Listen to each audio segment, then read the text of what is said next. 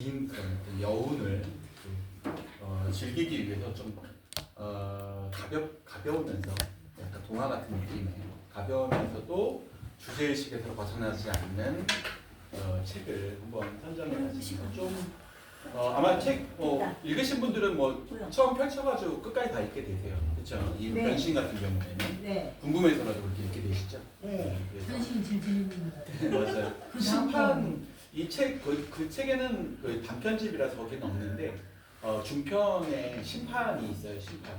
근데 그 카프카의 심판은 또 상당히 또 의미심장한 내용들을 담고 있어서 왜냐하면 우리가 이제 보겠지만 카프카가 이 젊은 시절에 그러니까 작가를 하면서 병행했던 직업이 이 산재 그 보험회사에서 이 법률 자문을 했었어요. 그 법률을 공부했기 때문에 그러다 보니까 이 산재와 관련된 법, 그다음에 뭐 법 제도, 그다음에 법의 진행 과정 뭐 이런 거에 대해서 본인이 느낀 부분들을 이제 좀 이렇게 산문 형식으로 적은 소설이 하나 있는데 이게 이제 심판이에요.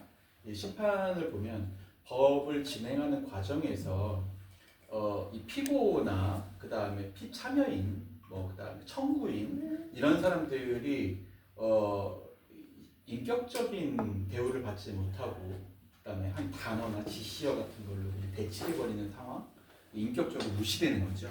그래서 그런 부분들을 본인이 많이 느껴서 그런 부분들을 이제 좀 사람들한테 얘기했고 또 법에 의해서 심판받은 사람들을 주변에 있던 친구들이 대할 때 판결이 나오기 전과 판결이 나온 후에 대우하는 게 달라지는 것들을 이제 많이 경험했죠. 이 책에 보면 이 책에는 나오지 않는데 이 카프카의 책들에서 등장하는 내용들을 보면 한 철도 노동자가 당시에 철도가 굉장히 많이 만들어지는 상황이고 특히 독일 내에서는 이 철도라는 게 엄청 중요한 산업 중에 하나였거든요. 철도 노동자들이 많았는데 이 철도 노동자들이 철도 일을 하다가 중장비들을 사용하니까 이 산재를 당하는 경우가 많았다고 해요. 그래서 팔이 잘리거나 아니면 다리가 잘리거나 뭐 이렇게 산재를 당하는 경우가 손가락을 잘리거나 이런 산재를 당하는 경우가 있는데 산재를 당하면 당시에만 해도 이게 지금 1900년대잖아요. 그래서 당시만 해도 이 노동자 보호법이라는 게 막 태동받은 시기예요. 그래가지고 아무리 산재를 입어도 업체에서 그러니까 업주의 입장에서 함부로 자를 수 없다, 해고할 수 없다라는 그런 계약 규정 같은 것들이 이미 마련된 상황이니까 철도 노동자들이 산재를 당해도 그대로 출근을 해야 되는 거죠.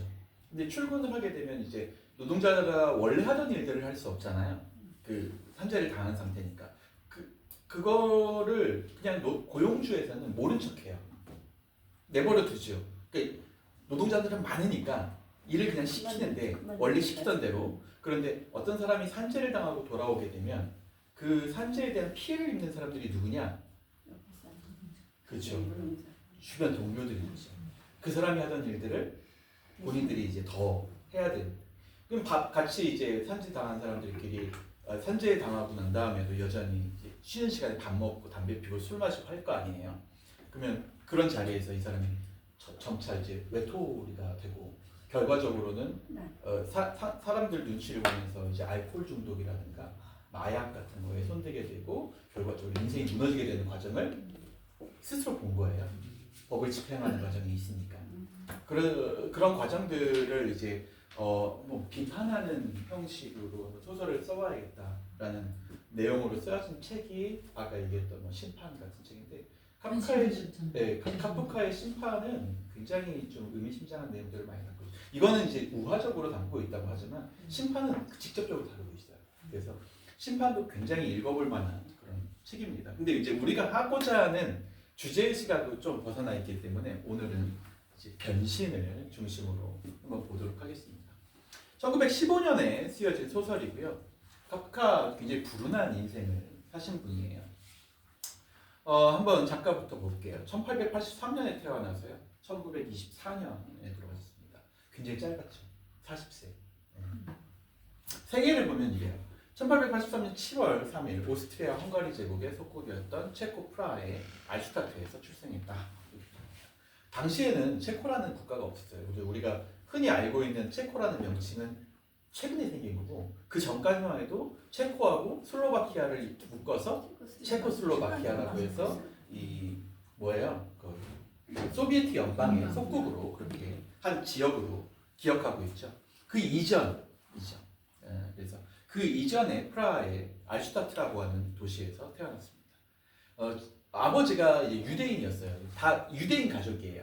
유대인 가족이고 아버지가 유대인 상인이었죠. 자수성가했어요. 그래서 뭐 돈 한 푼 없이 시작해가지고 점원으로 시작해가지고 자기 스스로 큰 점원을 만들게 노점을 만들게 되고 그 노점을 이제 상가로까지 번창시켜가지고 이후에는 고용인이 한 15명 정도 되는 아주 큰 매점을 운영할 정도로 아버지는 굉장히 이제 능력 있는 자수성가한 유대인 가문이라고 볼 수 있습니다. 당시만 하더라도 유대인이 아무리 체코라고 하더라도 유대인이 그렇게 큰 기업을 가지고 있는다, 정상적인 기업을 가지고 있다는 건 상상할 수가 없어요. 유럽의 분위기로는. 우리가 다 알다시피 유럽에 바로 직전에 무슨 일이 있었어요? 나중에 보게 되면 알겠지만 1차 세계대전이 있었고 그 다음에 2차 세계대전이 이루어지잖아요. 둘 다 뭐가 중심이 돼요? 민족 중심이 되는데 그 인종의 중심에 서 있던 사람들이 다 유대인들이었어요. 그러니까 당시에 반유대 정서가 굉장히 강했고 이 반유대 정서는 우리 니체 할 때 잠깐 언급한 적이 있었는데 예수 살인자, 예수 살해자라는 표현으로 많이 쓰였어요. 그러니까 욕처럼 쓰였던 거죠. 왜냐하면 유대인들이 예수를 못 박았잖아요. 그렇죠? 그러니까 그 내용을 그대로 신앙적인 내용을 그대로 이 사람들이 우리 도스토옙스키 이미 공부했으니까 아시겠지만 그게 얼마나 내재되어 있는지 아시겠죠. 그 사람들 사이에서는 그 도덕률이라는 게 거의 삶의 일부였어요. 그런 사람들이다 보니까 예수를 뭐 얘기만 해도 막 눈물이 줄줄 흐르는 그런 사람들의 입장에서 예수를 죽인 사람들이라고 생각하면 엄청난 분노 같은 게 있겠죠. 그래서 이 사람들이 실제로 보호해줄 국가가 없으니까 당시에는 이스라엘이라는 국가가 없었을 때예요. 그러니까 보호해줄 국가도 없으니까 그냥 아예 이 사람들이 떠돌이라고 생각하고 이 사람 보호받을 사람들이 아니라고 생각하고 대신에 유럽 전역에 퍼져 있긴 하니까 굉장히 오랫동안 퍼져 있었으니까 이 사람들을 외국인처럼 취급하되 대신에 외국인 등록도 안 시켜줄 정도로 굉장히 처참한 대우를 받던 사람들이에요. 그 시기에 카프카의 아버지는 엄청 자수성가한 기업인이 되었던 거죠. 그러니까 굉장히 강단 있는 인물이라는 걸 알 수가 있죠. 그런 알슈타트의 자수성가한 상인인 에르만 카프카의 6남매 중 장남으로 태어납니다. 어머니 레비 율리도 당시에 꽤 유명한 가문 사람이었어요. 그러니까 아버지가 성공한 기업가잖아요. 그러니까 아내도 그 지역에 유지하고 결혼시킨 거예요. 그래서 유대인 가문에서 어머니 레비 율리와 함께 부유한 가문 출신으로 태어나게 됩니다. 부족한 게 없이 자랐는데 왜 불운하다고 할까? 6남매 중에 이 차남과 셋째가 다 아들이었는데 태어나자마자 다 죽어요. 네, 그래서 본인 혼자 살아남게 되죠. 그리고 밑으로 3명의 이 여동생이 있게 되는데 그 여동생들은 다 살아요. 나중에 이 여동생들이 전부 다 2차 세계대전을 겪으면서 유대인이니까 전부 다 홀로코스트에 참 피해자가 되죠. 그런 게 어떻게 보면 불운이죠. 불운. 어떻든 다 죽고 엘리, 발리, 오트라라라고 하는 세 여동생을 나중에 이제 자기가 이제 건사하게 됩니다. 물론 자기가 건사하는 게 아니라 뭐 굉장히 병약했기 때문에 건사를 당하죠. 같이 여행도 다니고 그럴 정도로 여동생들하고 굉장히 친밀감이 있고 나중에 보면 이런 얘기도 해요. 여동생이 편지를 써요. 전쟁이 발발하는 그런 시기에 편지를 쓰는데 뭐라고 하냐면 우리 같이 이스라엘로 가자. 우리 고향. 그러니까 예루살렘으로 가서 살자라는 이야기까지 할 정도로 거기가 팔레스타인이라는 지역이었는데도 불구하고 이교도 그러니까 이슬람의 지역인데도 불구하고 우리 거기 가서 살자. 거기 가서 사는 게 차라리 행복하겠다라는 이야기를 할 정도로 굉장히 이제 유럽에서 유대인이 살아남기가 어려운 시기를 보냈다고 볼 수가 있겠죠. 1889년에 상인 기질이 없다는 걸 아버지가 발견해요. 이 아들이 굉장히 병약하잖아요. 그리고 심적으로도 굉장히 나약해. 봤을 때, 자기가 봤을 때 상인이 될 수 없는 그런 성격을 가지고 있죠. 집에 와서, 그러니까 집에 학교 갔다가 집에 오면 이제 상인이니까 자기 매장에 오게 한 거예요. 그래가지고 매장에서 이런저런 일도 시키고 손님도 응대해보게 시키고 심부름도 시켜보고 계산도 시켜봤죠. 그런데 뭐 하나 제대로 하는 게 없는 거죠, 카프카가.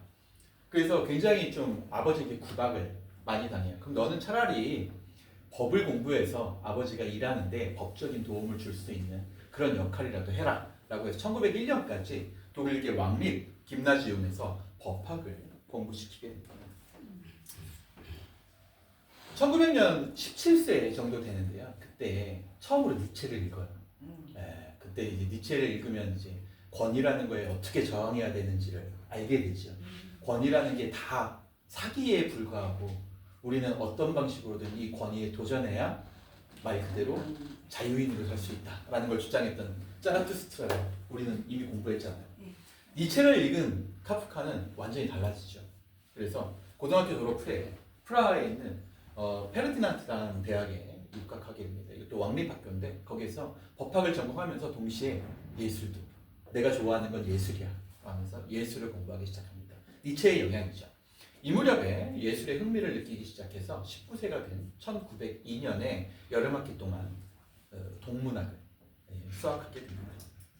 주로 읽은 책들이 이렇게 전해져요. 헤르만 헤세, 그다음에 플로베르, 마계 구원, 그다음 토마스만, 마에산 이런 거죠.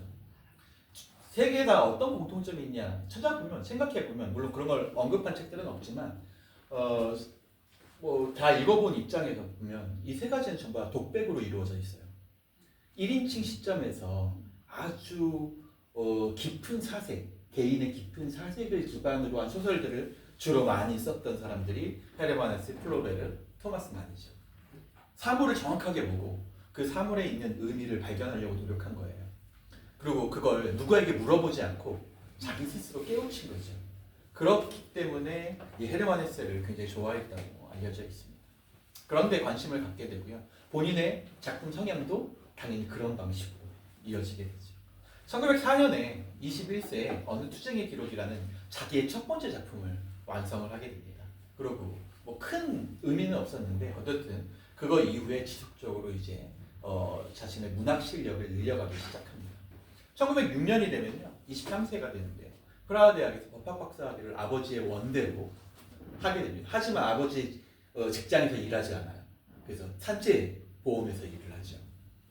15로 근무를 하게 됩니다. 그러면서 24세에 아시쿠라치오니 제네랄리라고 하는 산재 보험회사에 입사를 하게 됩니다. 이게 어떻게 보면 원래는 산재뿐만이 아니라 이 제네랄리이기 때문에 일반적인 보험 업무를 다 했어요. 근데 당시에는 초기라서 그렇게 보험이 지금처럼 막 다양한 게 아니라 뭐 우리가 알고 있는 연금보험이라든가 아니면 생명보험 뭐 이런 것들 위주로 돼 있었고 이제 막 태동하기 시작한 노동자들을 보호하기 위한 이 산재보험이 이제 막 국가 주도로 만들어지기 시작하던 시기에 보험회사에 입사하게 됩니다.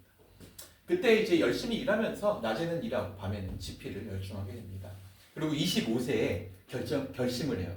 내가 있을 곳은 회계 분야가 아니라 경제, 회계 분야가 아니라 노동자 재해보험공사에 들어가는 거죠.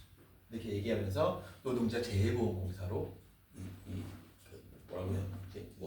이전하게 됩니다. 이직하게 됩니다. 그리고 거기서 정직원이 돼요. 정직원이 있어. 꽤 오랫동안 거기서 근무를 하게 되죠. 1912년 29세 무렵에 다양한 중단편 소설들이 만들어지게 됩니다. 이때부터 조금 주목받기 시작해요. 소설들이. 그러면서 1915년 여동생과 헝가리 여행을 떠나게 됩니다. 그리고 그 헝가리 여행을 통한 경험을 반영시킨 게 바로 이 변신이죠. 그래서 그때 변신을 쓰고 계획하고 쓴 다음에 출간을 하게 됩니다. 그리고 1923년 40세에 히브리학을 이스라엘로 가고 싶은 거예요. 그러니까 헝가리를 여행하면서 여동생하고 굉장히 많은 이야기를 했던 것 같아요. 그리고 거기가 이제 헝가리 지역이긴 하지만 보헤미아, 지금은 이제 보헤미아 하는 보헤미 지역인데 이 보헤미 지역은 떠돌이들이 많고 주로 이제 자기같이 이주하며 다니는 사람들이 많았던 거예요. 떠돌이 뭐 집시나 뭐 이런 사람, 이방인들이죠.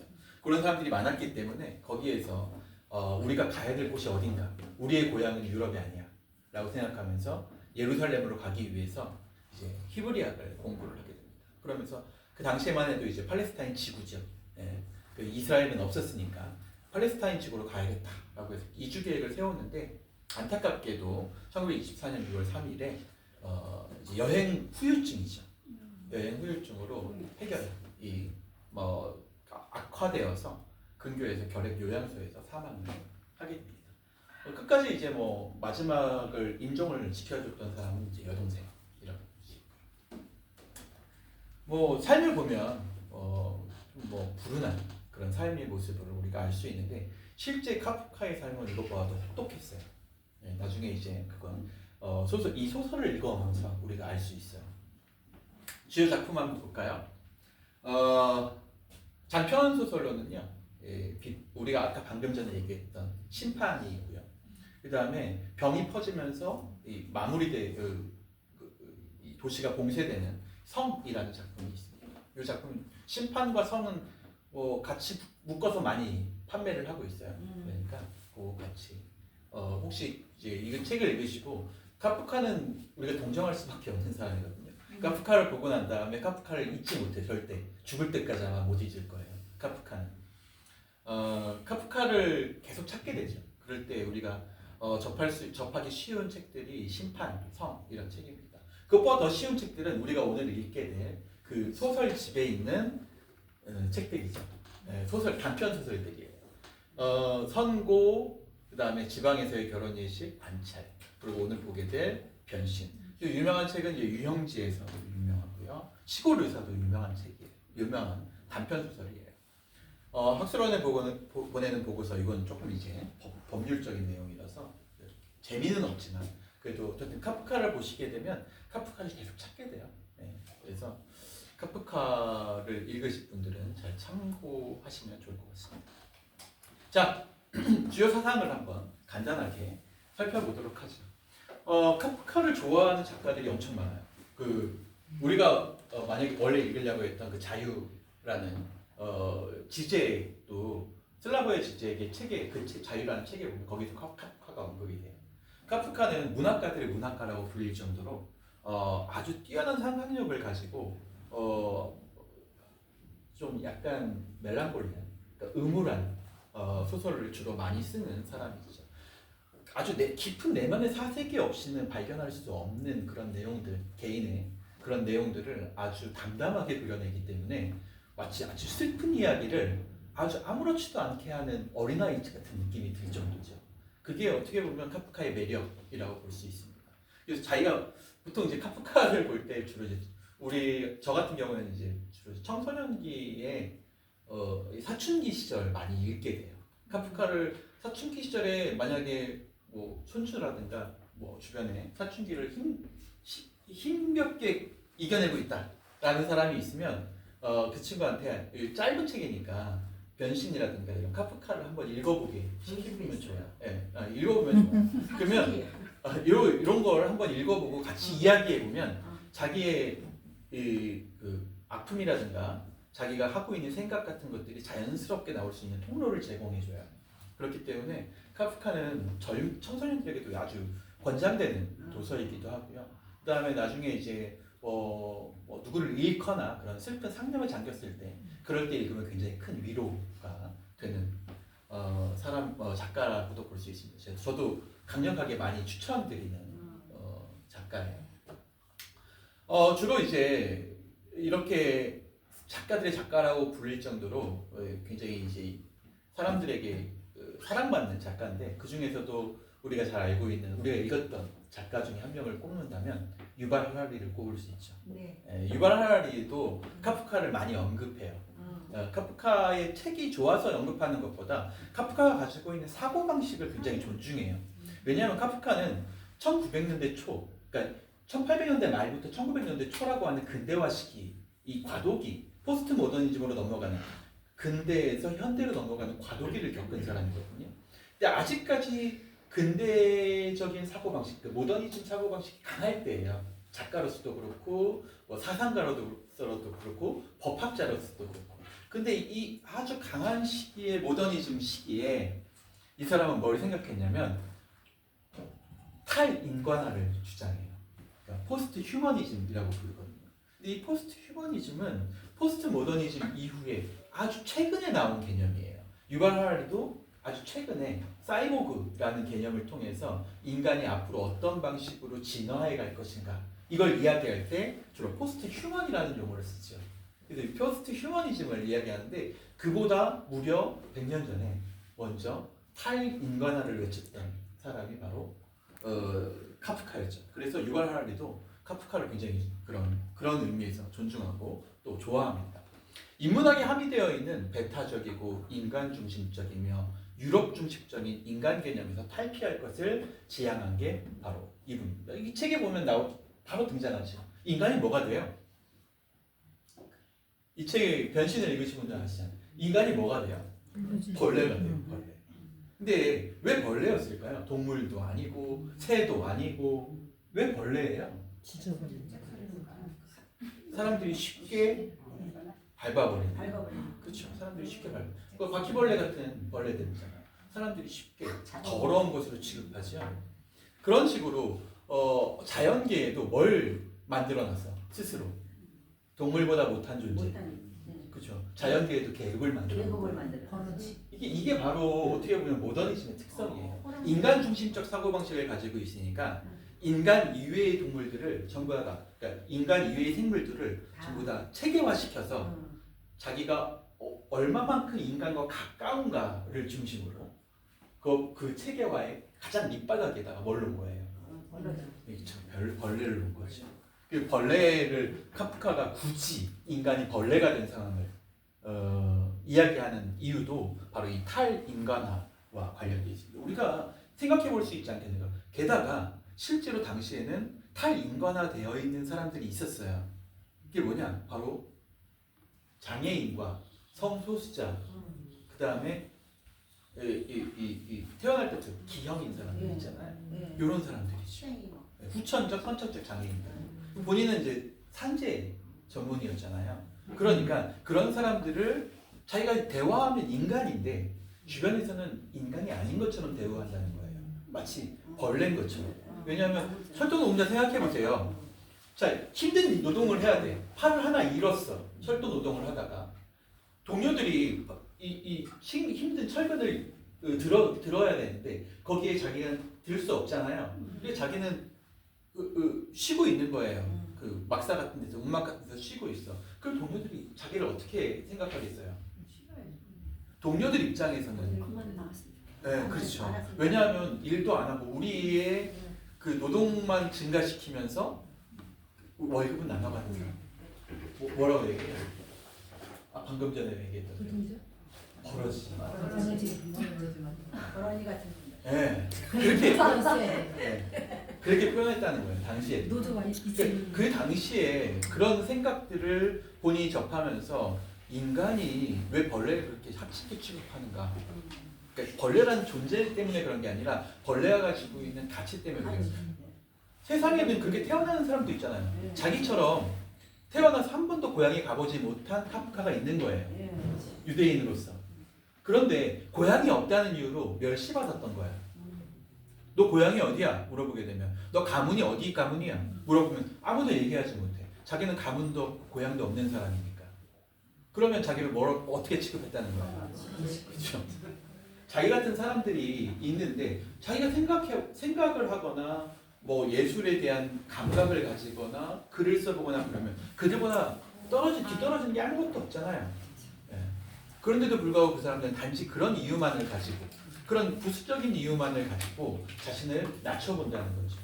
그런 것들을 아주 오랫동안 경험하다 보니까 결국은 인간 중심의 사고방식이 전 세계 갈등과 분란을 일으키는 게 아니냐라는 것을 주장하기 시작했고 그걸 이제 책에다 펼쳐내기 시작했다고 볼 수 있어요. 그걸 우리가 탈인간화라고 부르고 유발 하라리는 포스트 휴먼 이렇게 부르고 있습니다. 비인간적인 체제에 순응하는 과정에서 소외되었던 인간의 실존을 드러내려고 하죠. 인간은 외적으로 완벽해야만 인간이 아니라 인간은 생각하기 때문에 인간이죠. 유발 하라리에 따른다.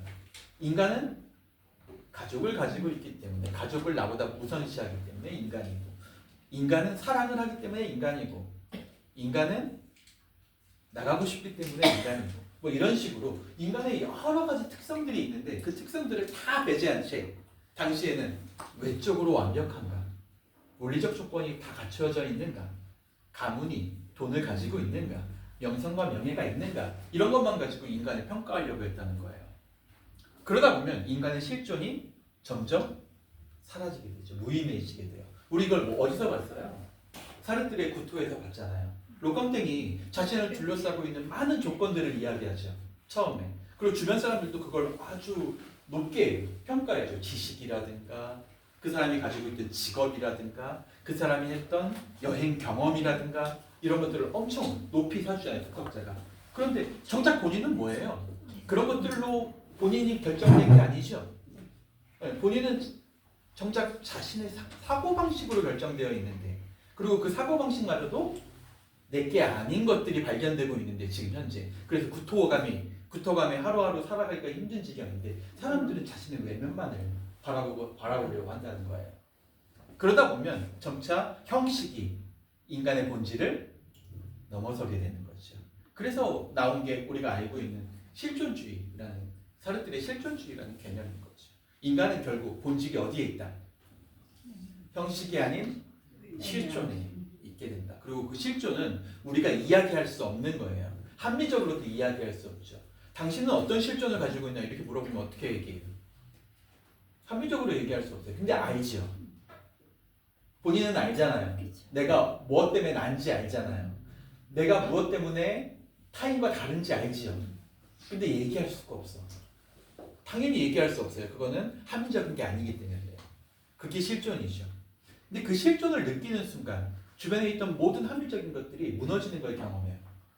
아마 기억나실 거예요. 사르트르의 구토에서 사르트르 이 로깡땡이 어느 날 아주 그 자신의 구토감을 피해서 도망치듯이 나와서 버스를 타고 가다가 갑자기 의자도 이상해지고 공원에 내렸는데 공원에 있는 뿌리라든가 이런 것들이 막 원래 나무 뿌리인데 뱀처럼 보이고 형체가 막 흐물흐물해지면서 이렇게 그 자리에서 쓰러져 버리는 장면 기억나시죠? 외적인 것들은 실제로 실존하고는 상관이 없어요. 다 누가 만들어낸 거야? 그렇죠? 외적인 조건들이 만들어낸 거예요. 근데 외부적인 조건들은 내 안에 들어있죠. 내 주관적인 관점이에요. 근데 그 주관적인 관점은 내가 만든 주관이 아니라 다 외부로부터 들어온 것들인 거죠.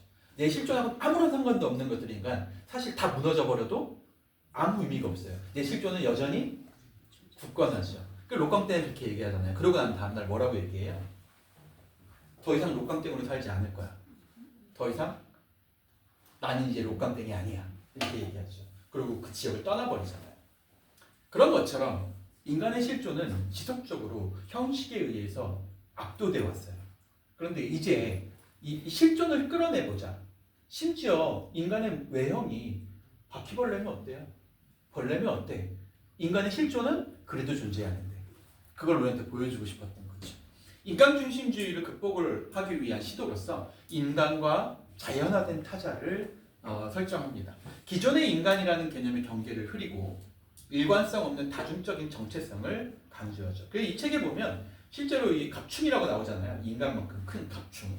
근데 이 갑충은 외적으로는 주변에 있는 사람들이 어떻게 반응해요? 징그러워. 저리 가. 막 그러면서 막 몰아내잖아요. 근데 그 안에 있는 이 갑충이 하고 있는 생각들은 어때요? 그냥 인간의 모습이에요. 가족을 걱정하고 어머니를 걱정하고 내가 한때 했던 사랑 이야기를 하고 그런 생각을 할 정도로 실존은 여전히 존재하고 있어요. 그렇죠? 그러니까 일관성 없는 다중적 정체성을 창조해내는 게 목적이었죠. 이 변신의 목적. 인간이 새로운 인간으로 변신하는 걸 보여주고 싶었던 거예요. 그래도 여전히 인간과 다르지 않다라는 것도 보여주고 싶었던 거고. 두 번째, 새로운 인간형인 포스트 휴먼으로 가는 파괴를 선택했다. 다시 말해서 인간의 외형을 완전히 부셔버린 거죠. 팔 하나 없는 거, 다리 하나 없는 거 이런 정도가 아니에요. 그렇잖아요. 인간의 외형을 완전히 벌레로 만들어 버렸잖아요. 그렇죠? 인간의 외형을 부숴버리는 파괴를 선택했다는 면에서 바로 포스트라고 부르는 거예요. 포스트 휴먼 혹은 탈인간화 이렇게 부를 수 있다는 거죠. 세 번째, 새로운 인간의 윤리적 가치를 제시했어요. 인간은 무엇 때문에 인간인가? 아들은 무엇 때문에 아들이며, 아버지는 무엇 때문에 아버지며, 어머니는 무엇 때문에 어머니인가? 그런 것들에 대한 새로운 윤리적 가치를 제시해요. 이 책에 보면 이제 아들이 어떻게 보면 아들이 벌레가 된 거잖아요. 아들이 벌레가 된 건 확실한 사실이야. 그건 가족들 모두 다 알고 있어요. 그래서 동생은 막 눈물도 흘리고 막 그러잖아요. 근데 이들이 아들로 생각했던 건 뭐예요? 돈 벌어다 주니까. 그렇죠. 경제권을 가지고 돈을 벌어다 주는 아들을 아들이라고 생각했던 거예요. 그러니까 본인은 스스로 인간이라고 생각하고 있는데 주변 사람들은 전부 다 자신을 돈 벌어. 아들이라고 생각하고 있는 거죠. 돈 벌어다 주는 아들. 근데 그 돈 벌어다 주는 아들은 여전히 아들인데 돈 벌어준다는 기능이 빠지고 나니까 이제는 뭘로 보이는 거예요? 벌레죠. 말이 되죠? 그렇게 얘기하면 이 책은. 그러니까 이 책은 딱 읽어보면 아 뭐가 이래? 이렇게 처음에 느껴질 수 있죠. 인간이 어느 날 잠에서 깼는데 갑자기 벌레가 됐다는 설정 자체가 이상하잖아요. 그런데도 불구하고 이 책을 읽다 보면 이런 부분들이 눈에 들어오는 거예요. 너무 불쌍하더라고요. 네, 맞아요. 그런 것들이 들어오는 거예요. 너무 불쌍해. 네. 그런 것들이 그러니까 제가 카프카를 읽게 되면 카프카를 영원히 잊을 수 없게 된다는 게 바로 그 감정적 동요 때문이에요. 아, 네. 카프카 이 내용 서사가 기억나는 게 아니라 네, 그 감정적인 동화가 생각나. 그러니까 아들이 아니라 완전히 돈 벌어다 주는 기계로 생각했던 거. 근데 그게 어떻게 보면 현실 속의 우리잖아요. 네, 우리로 대입이 돼. 벌레다 보니까 누구나 대입할 수 있죠. 그러니까 그게 읽다 보면 자연스럽게 관점이 자신으로 이동을 하고 자기 주변 가족들로 이동을 해요. 다른 사람들을 쳐다보게 돼. 그래서 그 사람들이 얼굴로는 웃고 있는데 실제로는 그 마음속에 뭐가 들어있는 거예요. 이게 엄청난 카프카의 슬픔이 들어있다고 볼 수 있는 거죠. 겉으로는 아무렇지도 않게 돈 벌어다 줘요. 여기 이제 긴장하는 얘기지만 제 아내가 이제 무역회사에서 일을 하기 때문에 출장을 자주 가요. 처음에 이제 저는 전 그런 걸 다녀본 적이 없고 여행으로만 이제 또 해외에 다니고 이렇게 하니까 저는 잘 모르잖아요. 그래서 처음에는 그렇게 출장을 다니는 게 뭐 이렇게 낭만적이고 그 저녁에 일 끝나면 나와가지고 도시 산책도 하고 그러면 좋은 거니까 그렇죠? 그런 걸 즐길 수 있다고 생각했어요 처음에는. 그래가지고 뭐 괜찮은 직업이네 라고 생각했는데 정작 본인은 출장 가는 것 자체를 굉장히 싫어하고 게다가 출장을 뭐 해외에 갔다 왔다 이런 걸로도 안 치려고 하는 거예요. 실제로 다른 사람들이 얘기하고 할 때 얼마 전에 출장을 태국으로 갔다 왔는데 사람들하고 얘기할 때 그 얘기를 전혀 안 하는 거예요. 여행으로 갔다 왔던 태국은 얘기하지만 출장으로 갔다 왔던 태국은 전혀 얘기 안 해요. 이게 일이 아니에요. 일이고 성과가 또 있어야 되니까. 그러니까 이 책에 보면 이 사람이 이 등장하는 이 주인공이 뭐예요? 직업이 여행 다니면서 판매하는 외주 출장원이잖아요. 그런데 그걸 사람들은 여행도 다니면 좋겠네 그냥 이 정도로 생각할 수 있겠지만 본인은 어때요? 그게 엄청난 스트레스로 성과가 있어야 되고 있었던 거예요. 그게 실제로 이 책에 등장하죠. 이 얘기 초반부에. 그걸 보면서 저도 많이 아내를 다시 보게 되는 거예요. 그런 거 보면. 이런 거죠. 이런 거예요. 네. 그러니까 이 책이 가지고 있는 매력이라는 게 바로 관점을 이동시켜서 새로운 것을 발견하도록 만들어주는 그런 특징이 있어요. 그런 의미에서 탈인간화 혹은 이제 포스트 모더니즘적 그런 소설이라고 볼 수가 있겠죠. 그러면서 새로운 윤리적 가치도 추구하고 자연으로 확대된 공동체 의식, 우리가 무엇 때문에 인간인가, 혹은 인간의 범주 안에 뭐까지 포함시킬 수 있는가, 이런 것까지도 우리가 얘기할 수 있어요. 쉽게 말하면 인간의 범주 안에 요즘에는 가족의 범주 안에 뭐도 포함시켜요. 멍멍이. 그렇죠. 애완견도 포함시키잖아요. 요즘에는 가능해졌죠. 근데 예전에는 어때요? 한 3, 40년 전에 시골만 해도 어때요? 개는 개지. 그렇죠. 같이 그렇게 줬대니까. 예전에는 잡아먹으려고 그랬잖아요. 네. 50년 그런 거예요. 근데 그게 불과 얼마 되지 않은 시간 동안 우리의 윤리적 가치를 새롭게 바꾸고 뭐 요즘에는 가족으로 실제 가족처럼 자식이 돼. 네. 호적 올려줘. 자식보다 부모보다 더 제가 한번 얘기하지 않았어요? 제가 유학 갔을 때 충격받았던 그 장면은 이제 아내하고 이제 같이 그때는 결혼하기 전이니까 근데 이제 왜 그 당시에는 이제 핸드폰 이런 게 이렇게 쉽지 않아서 그 로밍 같은 게 쉽지 않아서 주로 이제 인터넷을 통해서 이제 대화 메신저로 이렇게 음성 통화 같은 거를 해서 주변 가족들하고 통화했단 말이에요.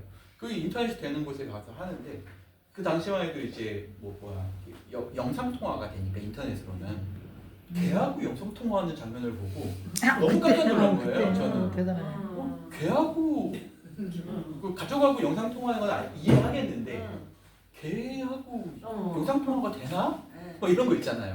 근데 진짜 걔가 이제 걔를 이렇게 지금 장모님이신데 걔를 이렇게 들잖아요. 그러면 이제 실제 뭐 이렇게 뭐 얘기를 해요. 네, 뭐 밥 먹었어? 뭐 이런 거 있잖아요. 그 저는 옆에서 이걸 다음 순서니까 그냥 저는 그냥 지켜보고 있잖아요. 그 뭔가 근데 내가 새로운 윤리적 가치 안에 들어가는 게 아닌가 이런 생각이 들죠. 그러니까 끝나고 난 다음에 물어봤어요. 그 당시에 사귈 때도 아니니까 그 걔하고 그렇게 영상 통화를 하면 뭐 가족하고 통화하듯이 뭐 그리움이 사라진다거나 뭐 대화가 통해서 뭔가 감정적 교감이 되거나 이런 게 있냐? 그러니까 실제 있다는 거예요. 본인만의 생각 아니냐? 걔는 그렇게 생각할 것 같지가 않은데 걔는 눈앞에 사실 제가 알기로는 걔는 이 생명이잖아요. 예, 생명이에요. 그래서 컬러를 몰라요. 그 영상에 비치잖아요. 그 모니터 있죠. 예, 모니터에 영상에 비친 것들은 몰라요. 못 알아봐요. 실제로. 예, 못 알아봐요. 그러니까 이제 소리로만 들을 수 있는데 그 음성 채팅할 때 그 소리 아시죠? 네. 변화된 소리예요. 기계. 그러니까 원래 본인이 가지고 있는 그 파동이 아니라 다른 마이크로 나오는 파동이에요. 그러니까 실제 동물은 냄새가 있으면 주인을 알아볼 수 있지만 주인이 없이 음성만으로 주인을 알아볼 수는 없어요. 그 파동이 정확하게 전달되지 않는 한. 근데 만약 영상을 통해서 그런 방식으로 전달되면 과학적으로 그렇다는 거예요. 제가 너무 이상한 게 아니라 당시에 저는 그걸 너무 충격적으로 받아들여가지고 하여튼 그런 일이 있어요. 어쨌든 이게 뭐냐면 자연학의 타자를 얘기하는 거예요. 그러니까 어디까지 우리가 인간의 범주 안에 생명의 범주 안에 포함시킬 수 있을 것인가. 내가 생각할 때 내가 인격적으로 대우해야 될 대상이 어디까지인가. 이걸 무한히 넓힐 수 있는 가능성을 제시한 사람이 카프카라고 볼 수 있는 거죠. 그것도 아주 짧은 단편 소설 하나로 이걸 다 제시했어요. 굉장한 문학적 능력이라고 볼 수 있고 통찰력이라고 볼 수 있죠. 자, 그리고 이제 카프카를 불쌍한 사람을 만드는 가장 중요한 일이죠. 아까 얘기했지만 아버지는 카프카를 못마땅해 했어요. 왜냐하면 상인으로서의 기질이 없다, 부족하다. 이런 걸로 굉장히 구박을 많이 했다고 해요. 자수성가한 아버지의 기대치에 미치지 못한 아들이었기 때문에 아들에게 항상 하는 얘기가 아들이 뭐 학교에서 좋은 점수를 받아왔는데도 심지어 박사학위를 받았는데도 그걸로 무슨 돈을 벌 수 있어? 뭐 이런 거죠. 아버지 입장에서. 차라리 여기 와서 물건 하나 더 파는 게 낫지 않아? 가게에 도움되는 거 아니야? 열등감과 수모감을 느끼게 만드는 그런. 아버지가 가지고 있는 권위는 철저하게 어디서 나와요? 그렇죠. 아버지는 철저하게 돈으로만 그걸 권위라고 생각했던 거예요. 그렇기 때문에 열등감, 수모감 같은 것들을 지속적으로 어린 시절부터 심지어 성장하고 난 이후에도 자기가 27 막 이렇게 돼가지고 보험회사 다니고 있을 때도 야 그걸 얼마 번다고 맨날 물어보는 거예요. 네. 그러니까 엄청난 열등감과 수모감을 느낄 수밖에 없었던 거죠. 그래서 변신해서 묘사되는 아버지의 변화는 어린 시절 학대와 이에 대한 반항 그리고 극복의 과정을 수행하고 있다. 이렇게 우리가 볼 수가 있습니다. 한국 카프카학회에서 카프카 연구라는 잡지를 내는데요. 거기 16집에 보면 이 서울대에서 나온 권혁준이라는 분이 쓴 논문 중에 이런 내용이 있어서 제가 한번 가져와 봤어요. 변신에서의 아들은 아버지의 폭력에 의한 이중적인 희생자라고 볼 수 있다. 우선 아버지는 외판 사원으로서의 아들이 겪는 소외된 삶에 대해서 책임이 있죠. 왜냐하면 아버지가 사업을 망해버렸기 때문에 아들이 나가서 벌어야 되는 거였어요. 그래서 아들이 경제적인 책임을 가지고 지속적으로 외판 사원으로 힘든 삶을 만들게 한 원인으로 그 원인 제공자가 되었던 게 아버지의 능력이라고 볼 수 있어요. 심지어는 책임이 있죠.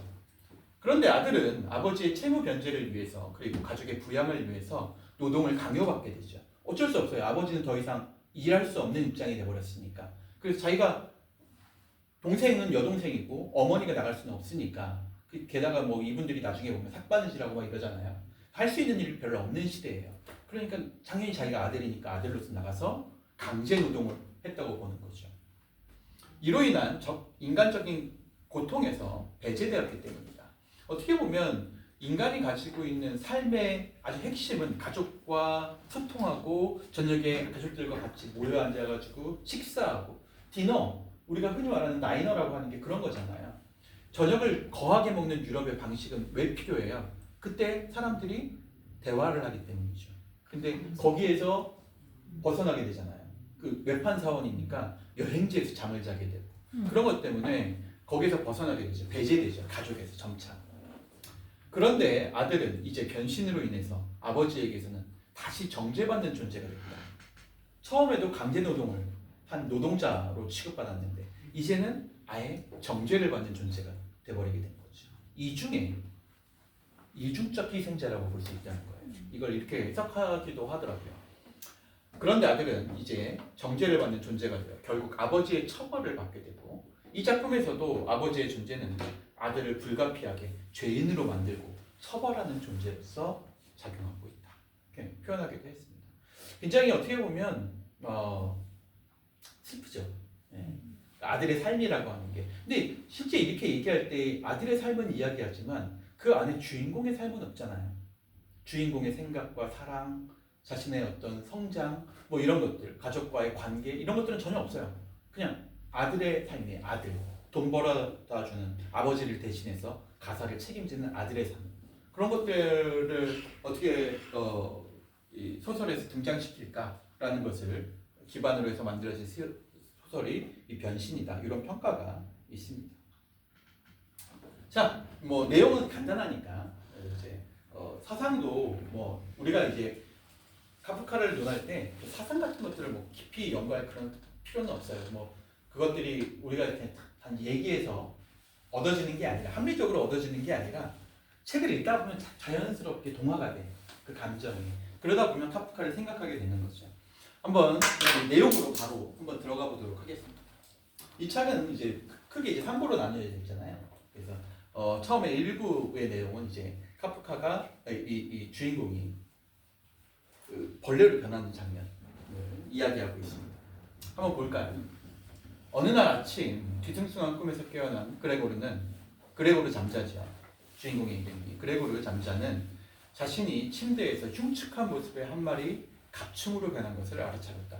그 옛날 번역 같은 데는 그래서 아예 갑충이라고도 안 하고 바퀴벌레로 변해버렸다. 이렇게 번역한 책들도 있어요. 옛날 책들은. 어떤 벌레라고 생각했는데 시골에 가면은 이렇게 다리 많이 진해. 진해 말고 다리 많이 달렸는데 약간 회색인 거 있어. 돈벌레? 돈벌레 말고 회색인 거 있으면서 주름이 이렇게 있어가지고 집여라. 진짜로 뒤집으면 다리만 이렇게 잔뜩. 주며느리 같은. 아, 맞아요. 주며느리 같은. 그걸로 생각했어. 나도 그 벌레 큰 거. 어쨌든 모든 갑충을 기반으로 하는데 이게 이제 막 소설로도 막 영화로도 만들어지고 그렇기 때문에 거기에서는 주로 이제 묘사되면 바퀴벌레로 묘사를 해요. 바퀴벌레는 그래도 이쁘잖아요. 근데 그 벌레는 징그러워? 진짜로 징그럽잖아요. 진짜 흉측해. 흉측하고 회색이면서 다리가 뭔지 모르겠어. 나는 그러니까 나도 그건 줄 알아. 왜 최근에 이제 나온 번역들이 이걸 그냥 어떤 특정 벌레로 지칭하지 않고 그냥 갑충 이렇게 번역을 했을까 생각해 보면 이해되긴 하죠. 카프카도 그걸 원했을 거예요. 아니면 특정 벌레가 혐오받는 거에 대해서 원하지 않았겠죠. 그렇잖아요. 자기를 그렇죠. 인해서. 네, 그렇잖아요. 그래서 그런 것마저 굉장한 어떤 뭐랄까요 배려죠. 예. 벌레. 그래서 처음에 우리나라 사람들이 이제 번역할 때 그냥 성의 없이 번역하고 그러면 이제 이거 바퀴벌레라든가 이런 식으로 번역을 했었는데 그런 번역보다는 오히려 그냥 갑충 이렇게 번역하는 게 오히려 더 어떻게 보면 번역의 질도 좋아진 거라고 볼 수 있죠. 갑충으로 변한 것을 알아차렸다. 그는 철갑처럼 딱딱한 등을 대고 침대에 누워 있었다. 몸뚱이에 비해 애처로울 정도로 가느다란 수많은 다리들은 그의 눈앞에서 어른거리며 할 일 없이 버둥거리고 있었다. 수많은 다리. 네, 나에게 대체 무슨 일이 생긴 걸까? 그는 생각했다. 이게 꿈은 아니었다. 그레고르는 창문 쪽으로 눈길을 돌렸다. 그런데 우중충한 날씨에 그의 기분은 더할 나위 없이 울적해졌다. 잠을 약간 더 자서 이런 말도 안 되는 상황을 죄다 잊어버리는 게 어떨까 하고 생각했으나 이는 도저히 실행할 수 없는 일이었다. 이 책에 보면 굉장히 주목할 만한 문장이 있어요. 되게 재미있는 문장인데 그냥 변한 것도 변한 거지만 그레고르는 창문 쪽으로 눈길을 돌렸다. 그런데 우중충한 날씨에 그의 기분은 더할 나위 없이 울적해졌다 하는 거예요. 뭐 때문에 울적해진 거예요? 벌레 된 거가 울적한데 날씨 그마저 울적하고 움직일 수도 없잖아요. 그렇죠. 근데 사실 벌레가 된 걸로 그냥 본인이 생각해 보세요. 자기가 벌레가 됐는데 날씨가 무슨 상관이에요? 날씨가 화나면 약오를 것 같아. 날씨가 무슨 상관? 아무 상관도 아니죠. 이 지금 가장 큰 문제는 뭐예요? 그렇죠. 인간이 벌레가 된 게 가장 큰 문제 아니에요? 엄청난 가치관이죠. 그런데 카프카는 그걸 어떻게 묘사하고 있어요? 감정을 느끼는 것 같지. 우중충한 날씨에 그의 기분은 더할 나위 없이 울적해졌다. 사실 뭐가 더 중요하다는 거야? 본인이 봤을 때는 그렇죠. 자기 기분. 본인의 감정이 더 중요한 거예요. 본인의 감정은 자기의 몸이 외형적으로 벌레이든 아들이든 아주 잘생긴 남자든 강동원이든 상관없어. 네. 뭐가 더 중요해?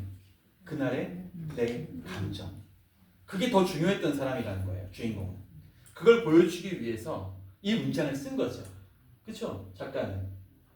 다른 갑충으로 변해버린 그 몸의 기형적인 몸, 나 스스로가 내가 굉장히 혐오스럽다거나 이런 표현이 없어요. 그냥 뭐가 더 기분이 안 좋아? 내 기분이 안 좋은 게 더 큰 문제야. 자기는 맨날 그랬던 사람이니까. 자기의 외형으로 평가받았던 사람이 아니라 기능으로 평가받았던 사람인 거예요. 그건 기능이 존재하는 한 아무런 문제가 없어. 근데 벌레가 됐다고 해도 기능적으로 문제가 있다는 생각이 들지는 않잖아요. 지금. 이제 느끼게 되겠지만. 그런 상황에서 자기에게 가장 큰 변화는 뭐야? 그날의 기분의 변화. 여러분도 마찬가지인 거예요. 여러분이 내가 어머니 역할을 하지 못했기 때문에, 딸로서의 역할을 하지 못했기 때문에, 남편 혹은 부인, 아내로서의 역할을 하지 못했기 때문에 우울한 게 아니죠. 여러분의 삶을 잘 들여다보세요. 예. 그냥 그날 기분 때문에, 그날 내 몸의 컨디션 때문에, 그 전날 누구하고 친구하고 싸워 다퉜기 때문에 이런 것 때문에 기분이 나쁜 거지. 내 기분은 그러니까 외부의 영향을 받지 않고 마음껏 움직여요. 우리 디크 수학 책 봤잖아요. 디크 수학 책에 보면 우리는 우리 뇌다. 인간의 기분을 좌우하는 건 뭐예요? 뇌에서 분비되는 호르몬의 농도 때문에, 도파민의 농도, 코르티솔의 농도, 이런 농도 때문에 인간의 기분이 바뀌어요. 그런데 사람들은 마치 그 외형의 변화, 자신이 늙어간다는 이유, 이런 것 때문에 자기의 기분이 바뀌고 있다고 생각한다는 거죠. 실제 존재는 전혀 바뀌지 않아요. 왜 그러냐면 여러분은 어렸을 때부터 지금까지 지속적으로 바뀌어왔기 때문이죠. 한 10년 전만 해도 여러분의 사진을 보면 다르잖아요. 네. 20년, 30년 전만 해도 다르죠. 여러분의 사진을 보면. 그렇죠. 여러분의 몸은 완전 바뀌어요. 마치 벌레가 됐다고 해도 아무런 문제가 없을 정도로 갓난 아기 때의 여러분과 지금의 여러분의 변화는 그레고리 잠자가 전날의 인간이었다가 그 다음날 갑충이 된 거하고 똑같아요. 그 정도의 변화를 가지고 있다는 거예요. 실제 디크 수학은 뭐라고 얘기해요? 인간이 가지고 있는 모든 세포는 3년마다 한 번씩 완전히 다 바뀌어요. 세포의 주기가 그래. 세포는 영원히 사는 게 아니니까 세포는 원래 있던 세포가 사라지고 새로운 세포로 대체돼요. 손톱도 그런 식으로 자라는 거잖아요. 눈썹도 그런 식으로 자라고. 여러분의 모든 몸의 세포는 실제로 3년만 지나면 완전히 새 것으로 다 교체돼요. 전체가. 그렇게 생각한다면 걸레가 된다고 한들 그 변화의 크기, 그 변화의 진폭으로 본다고 한다면 전혀 다를 게 없잖아요. 뭐가 더 중요하다는 거예요. 그 내면에 여러분을 갓난아기 때부터 지금까지 여러분이라고 하는 정체성으로 유지시켜준 무언가가 중요하죠. 그건 매일매일의 뭐에 따라 달라지는 거야? 기분에 따라서 기분에 살고. 또 뭐에 따라 달라져요? 야씨, 주변 환경. 뭐가 제일 중요해요? 여러분의 역사죠. 네, 살아온 역사, 그 시간의 경험, 그런 것들이 여러분을 지금의 여러분으로, 어렸을 때의 여러분과 지금의 여러분과 동일한 정체성으로 이어주고 있는 거예요. 하이데거가 말했던 존재와 시간이 바로 그런 의미로 존재하고 있는 거죠. 그러니까 실제로 인간의 실존하고 아무런 상관없어요. 벌레가 됐다는 건. 외형적으로 그런 큰 변화가 있다는 건 아무런 상관이 없어요. 어저께까지 내 팔이 있었는데 오늘 일어나 보니까 팔이 없더라는 거하고 똑같은 거죠. 사고를 당해서 어저께까지 걸었었는데 오늘 일어나니까 못 걷더라. 그런 경험을 하는 사람들이 지금도 수없이 많잖아요. 네. 똑같은 거예요. 아무런 문제도 아니에요. 실제로는 존재에는 아무런 변화도 일으키지 않는다는 거예요. 그게 실존에는. 그런데 사람들은 그 변화의 진폭 때문에 실제로 나중에 뭐 스포하는 걸 수도 있겠지만 그레고로 잠자가 나중에 죽게 되잖아요. 그냥 단순히 이 변화 때문에 죽는 거예요. 자신의 감정, 실존 때문에 죽는 게 아니라 실존은 여전히 어떻게 하고 싶어? 인간이. 그렇죠. 살아남고 싶은 거예요. 나중에 이제 우리가 이야기 이제 다음 주에 보게 되겠지만 그레고르 잠자가 이 방에서 동생이 엄마하고 함께 힘을 합쳐가지고 침대가 뭔 필요 있어? 소파가 뭔 필요 있어? 가구 아무 필요 없잖아. 가구 다 드러내. 방 안에 그냥 걸레로만 있게 다 드러내려고 해요. 그레고르 잠자가 뭘 끝까지 지켜요? 그렇죠. 액자. 근데 그 액자에 뭐가 들어가 있어? 자기가 우연하게 봤던 사랑하는 여인의 모습이 그려져 있어요. 인간은 그런 아주 과거에 한 번 마주친 거야. 그런데 그 여인과 살고 싶었는데 그 여인과 사랑을 나누고 싶었는데 자기는 뭐 해야 돼? 다시 원래대로 집으로 돌아가서 돈을 벌어다 줘야 되는 사람. 사랑까지 포기한 거예요. 그러고 살고 있는 거죠. 그런데 자기가 나중에 벌레로 변하고 난 다음에도 끝까지 지키고 싶어 했던 게 뭐예요? 바로 그 액자예요. 그 사랑에 대한 기억. 그게 있어야만 자기야. 그것까지 치워버리면 실존이 무너지는 거죠. 그게 더 중요하다고 생각하는 거예요. 그걸 한 문장으로 표현한 거예요. 이 이야기들을. 그레고르는 창문 쪽으로 눈길을 돌렸다. 그런데 우중충한 날씨에 그의 기분은 더할 나위 없이 울적해졌다. 벌레로 변한 것가 울적한 게 아니라 날씨 때문에 내 기분이 더할 나위 없이 울적해졌다. 이렇게 표현하고 있는 거죠. 아주 멋진 그런 표현이에요. 그래서 이렇게 얘기해요. 잠을 한번 자서 이 모든 걸 다시 원점으로 돌리고 싶다. 리셋. 하고 싶어. 그러면 어떨까? 하고 그는 생각했으나 이는 도저히 실행할 수 없는 일이었다. 같은 배경으로 이걸 어떻게 해석할 수 있을까요? 이 문장. 잠을 약간 더 자서 이런 말도 안 되는 상황을 죄다 잊어버리는 게 어떨까? 만약에 자기의 외적인 변화가 아까 얘기한 것처럼 어느 날 일어났는데 다리가 하반신 마비라든가 뭐 산재를 당해가지고 그랬을 때 그 사람이 이런 꿈을 꾸는 거예요. 눈 감고 일어났을 때 죽어 있으면 좋겠다. 네, 차라리 이런 표현하고도 같은 거예요. 그렇죠? 이런 말을 얼마나 많이 들었으면 자기가 산지에 그걸 변호하면서 법률 고민을 하면서 얼마나 많이 들었으면 이렇게 표현한 거예요. 잠을 자고 일어났을 때 다 잊어버렸으면 좋겠다. 차라리 죽어버렸으면 좋겠다. 이는 도저히 실행할 수 없는 일이야. 자, 물리적 변화에 대한 이야기가 나옵니다. 이제 진짜 자기의 몸이 변화됐다는 걸 자기의 불편함으로 느껴요. 벌레로 변한 게 지금까지 기분에는 아무런 영향이 없었어. 자기 기분에는 영향을 미치지 않는 거였어요. 적어도 날씨만큼이라도 중요하지 않은 것들이었죠. 그런데 진짜 물리적 변화가 불편하게 느껴질 때가 오게 되죠.